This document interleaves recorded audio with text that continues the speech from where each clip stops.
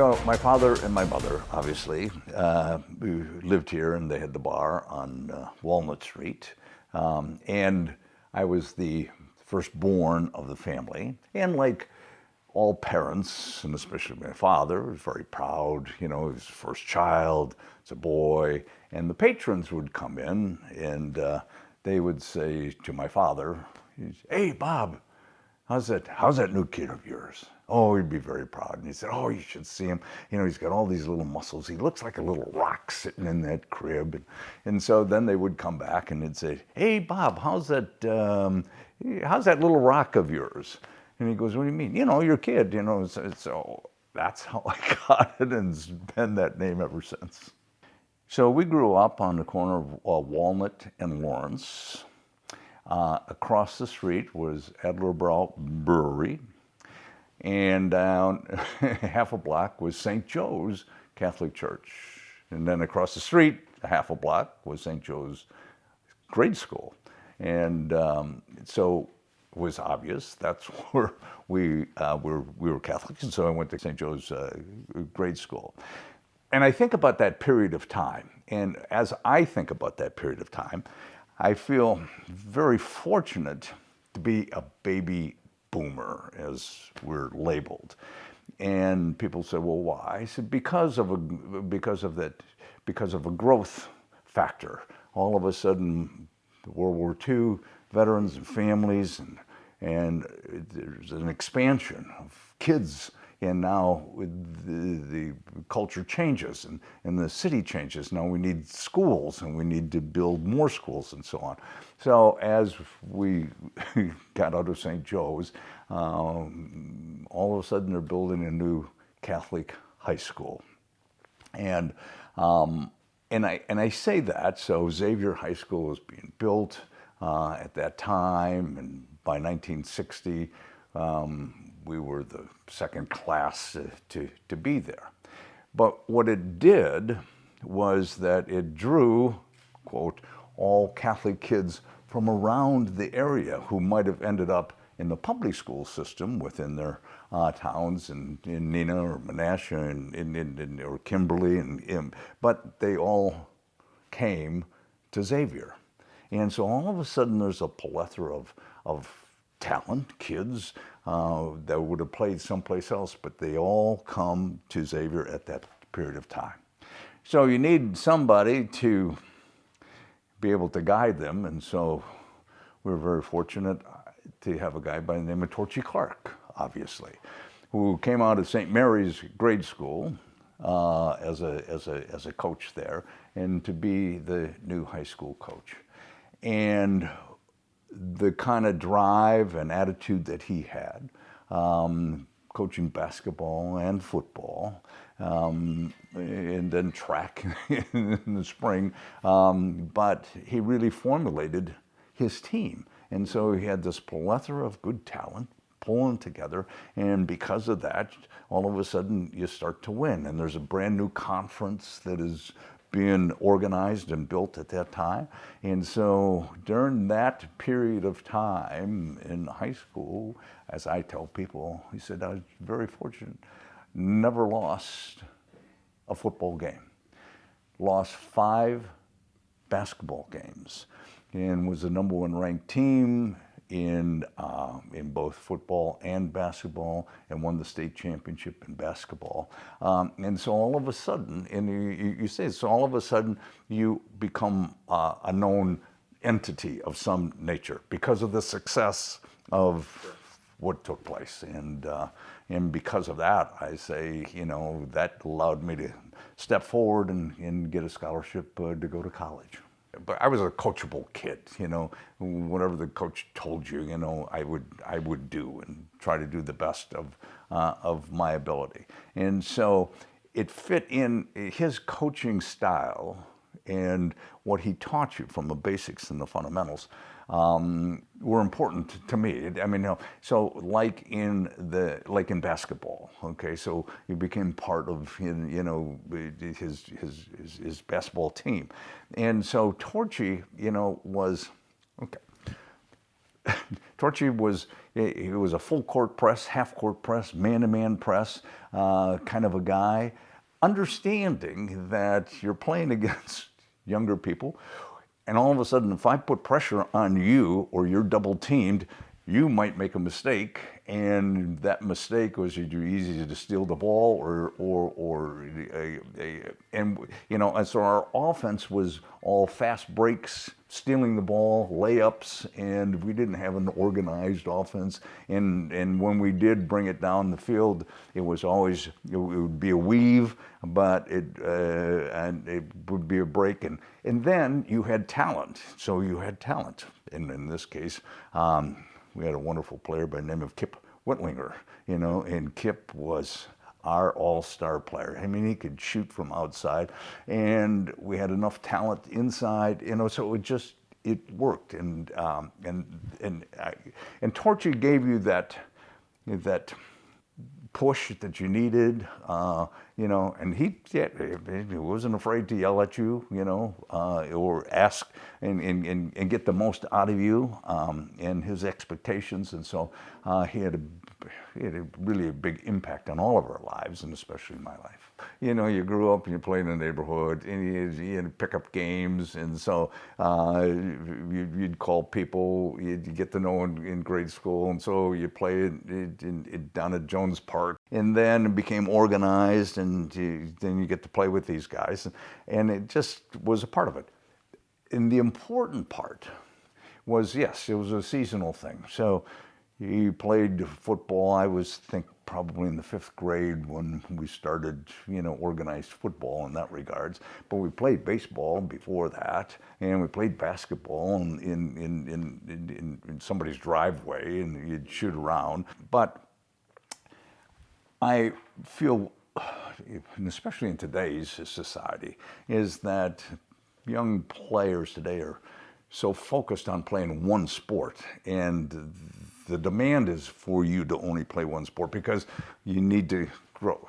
And I think it's a shame, because in multiple sports you learn different things as you're growing up, especially in junior high and high school, as you develop. So you go from football and you learn contact, and you know, you learn the specifics in that game, into basketball, and you always took time to get your basketball legs underneath you, and that was a team factor of eye-hand, and then baseball eye-hand coordination of being able to, you know, play that sport. And you didn't get tired of it, and so it changed, and it kept your interest as you went through junior high and high school.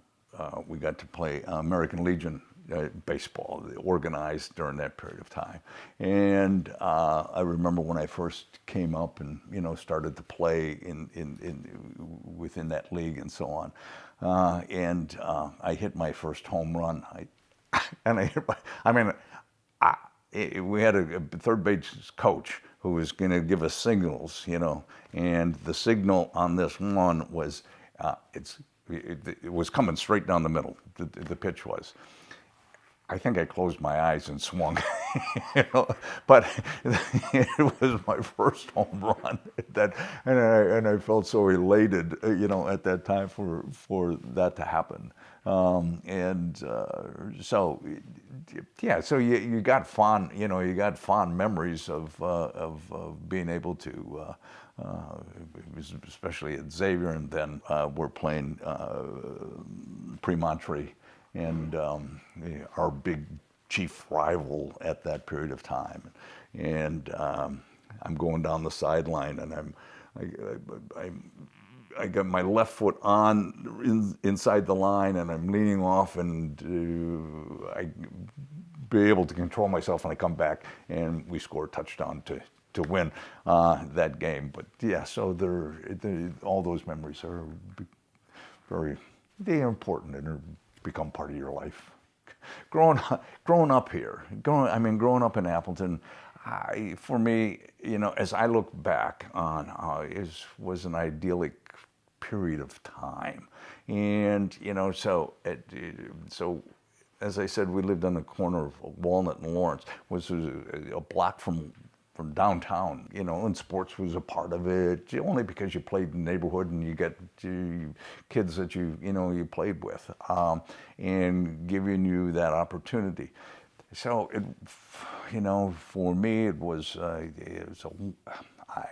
wonderful background. It was a wonderful stepping stone in a basis of who you are and the people that you've met, and the education that you got, and the values that you learned within your experience. So in the values that you learned just in this city, and the people that you'd meet. And I'd get a chance, and I worked in the bar at the time, and so work ethic was there, so you did what needed to be done. I had to clean the bottle chute, and I'd wash dishes during that period of time. But it was just all part of, an experience. And they gave you a chance to move on, but a basis of belief in people and experiences that you just took with you. For me, from my point of view, the biggest thing is the ability to be able to be involved in the world of sports on all levels, just because that's the way it was at that period of time. So you got a chance to play football, you got a chance to play basketball, you got a chance to play baseball, you got a chance to run track, and not necessarily in the school, but in the neighborhood. So you have pickup games here, you have leagues here. Now, Xavier didn't have a baseball team, but you got to play in the American Legion, and that was before Little League started and other leagues that developed. And so you'd have pickup games in the neighborhood. You get neighborhood guys to come play. So you get Paul Schrader and Joey Powers and Dickie Weisker, who lived across the street. And we'd go down to Jones Park and we'd get 5, 6 guys. So now you had to make a decision. Who's on whose team and who's going to play what and what's out and what's not out. Do we have a first baseman or is the pitcher out? And so, you got to control your own life and so on. So that kind of interaction, rather than it always being hand delivered to you, I think was important in the growth of people and kids, and in their decision making, and getting them the opportunity to have to make decisions of that nature. Anybody who grew up through that period of time was very fortunate, and this city embraced it. So the multitude of sports you played, you just weren't a one sport kind of a person. You'd pop up, your name would pop up during football season, would pop up during basketball season, would pop up during track or baseball season, whatever it is. And so you were just involved in it, and I didn't get to meet, some of the public school kids, as they were labeled at that time. But you knew, you just because you'd read them in the paper or what they're doing over here, and then the success that they had at that period. It was great for me, and anybody, but just to be able to be proud of, names that popped up later on in what they did and the impact that they had within this city.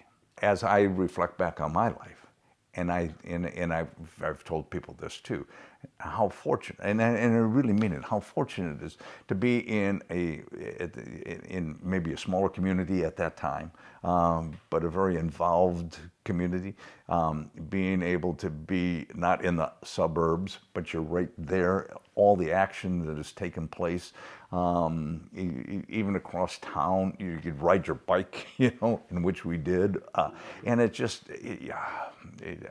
hard to explain that impact that it had on all of us that grew up maybe during that period of time, but in continuous. What a great, and I have to say, what a great city it was.